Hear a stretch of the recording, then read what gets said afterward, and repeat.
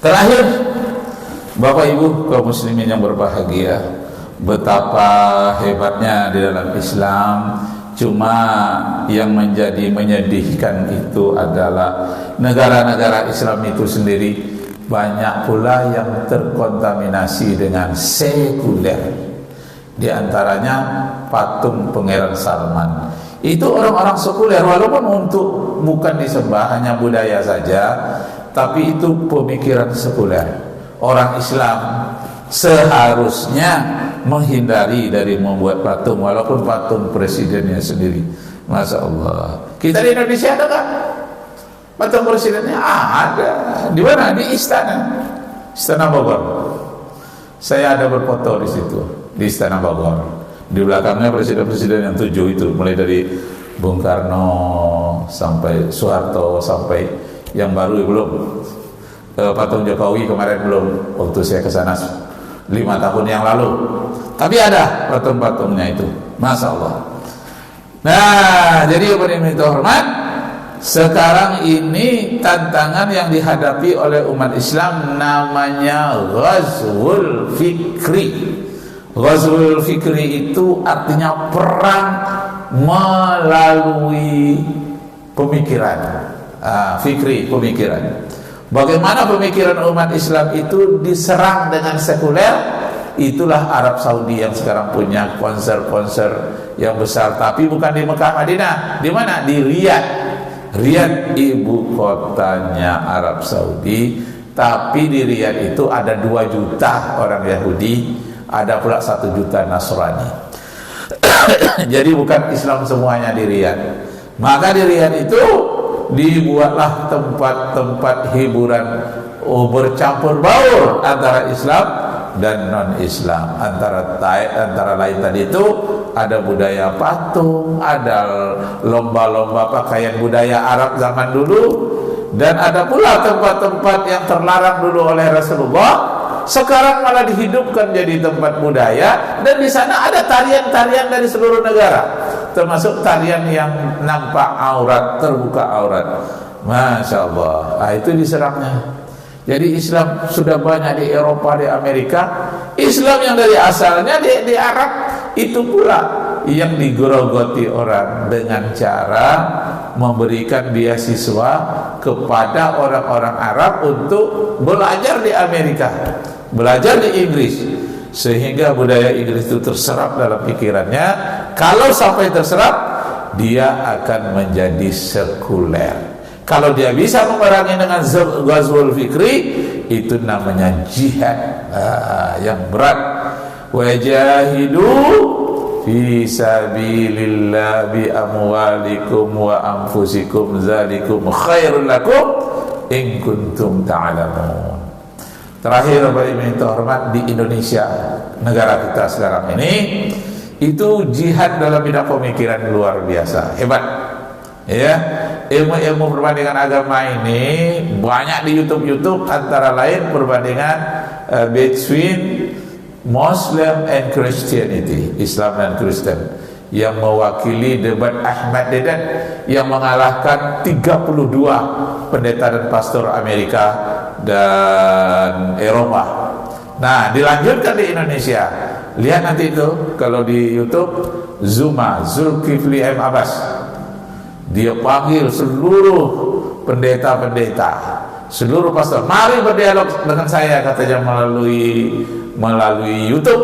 Buka Zuma, Zulkifli M. Abbas. Buka aja Zuma.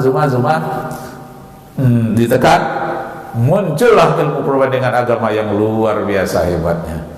Kalau begini saya dengar masih lama lagi dunia kiamat. Kenapa? Banyak orang-orang yang baik, orang-orang yang hebat, mampu mendakwahkan Islam kepada para pastor dan para pendeta di Indonesia melalui YouTube. Luar biasa, tak terkalahkan semenjak 10 tahun yang lalu. Zulkifli M. Abbas namanya, singkatan Zuma. Coba baca. Saya sudah mempelajari pendidikan agama itu melalui buku-buku semenjak 40 tahun yang lalu. Tahun berapa itu? Sejak 40 tahun yang lalu. Dan saya mengajarkan ilmu-ilmu perbandingan agama itu di perguruan tinggi. Makanya saya hafal kitab Taurat, Injil itu dengan bahasa Inggrisnya, sekaligus ada juga yang bahasa Batak. Nah, saya punya Injil bahasa Belanda, bahasa Batak, bahasa Inggris, apalagi yang bahasa Indonesia. Banyak lagi yang dihadiahkan oleh mahasiswa saya. Tapi yang dikasih oleh mahasiswa saya itu bekas pakai orang tuanya.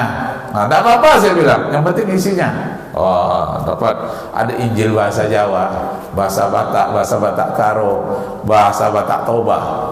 Itu beda bahasanya saya punya. Karena saya penggemar bahasa. Jadi kalau Bapak Ibu dengar saya ceramah macam-macam bahasa keluar, karena saya memang penggemar bahasa, hobi bahasa dari kecil. Saya waktu SD saja teman dengan orang Bugis, dengan orang Jawa, dengan orang Jambi. Jadi saya bisa bahasa Jambi, bahasa Jawa, bahasa Bugis sampai hari ini. Kenapa? Karena sama tidur, sama makan, sama sekolah itu di Kepri bersama dengan orang-orang yang berbeda bahasa. Nah, maka bisa. Gemah ripahu jinami toto tentrem karto teraharjo ijo royo kang sarwatina derumura kang sarwatina bahasa Jawa ketopraknya. Hampir setiap minggu saya nonton ketoprak di sana. Jadi bisa bahasanya. Nah, kesimpulannya, Bapak terhormat, bahasa-bahasa yang banyak, budaya-budaya yang banyak sekarang sudah diseleksi dengan ajaran Islam. Walaupun sekuler memerangi Islam, tapi Islam lebih hebat lagi memerangi sekuler. Orang-orang sekuler itu sekarang banyak yang sudah bertaubat. Orang-orang yang tamatan dari Amerika seperti umpamanya Nurkhalis Majid itu tidak laku pemikiran sekuler yang pernah dia bawa. Harun Nasution membawa pikiran sekuler ke Indonesia. Kemudian siapa mulia, Musdah Mulia, Profesor Doktor yang mengedarkan bolehnya LGBT itu, sekarang dia sudah bertaubat. Masya Allah, masih lama kiamat lah, banyak orang-orang baik. Ya, mudah-mudahan kita tak bertemu dengan kiamat. Huru hara kiamat itu luar biasa pedihnya. Jangan sampai kita bertemu. Biarlah kita mati dulu sebelum kiamat datang. Sekian, terima kasih Bapak Ibu kaum muslimin yang berbahagia. Semoga Allah meridai kita. Ingat kata kuncinya, inna dina indallahil Islam. Agama di sisi Allah hanya yang Islam. Yang kedua, wa may yabtaghi ghairal islami dinan fala yuqbala minhu wa huwa fil akhirati minal khasirin. Siapa saja yang mencari agama selain dari Islam, maka Allah tidak menerima agama itu dan dia datang ke akhirat sebagai orang yang rugi. Sekian, terima kasih. Arju minkum afwan in wajadtum fiha khata'at wa billahi taufiq wal hidayah. Wassalamu alaikum warahmatullahi wabarakatuh.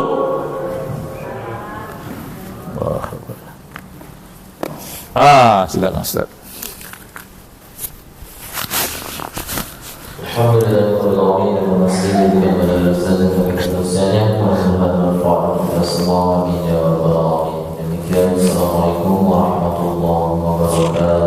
Waalaikumsalam warahmatullahi wabarakatuh.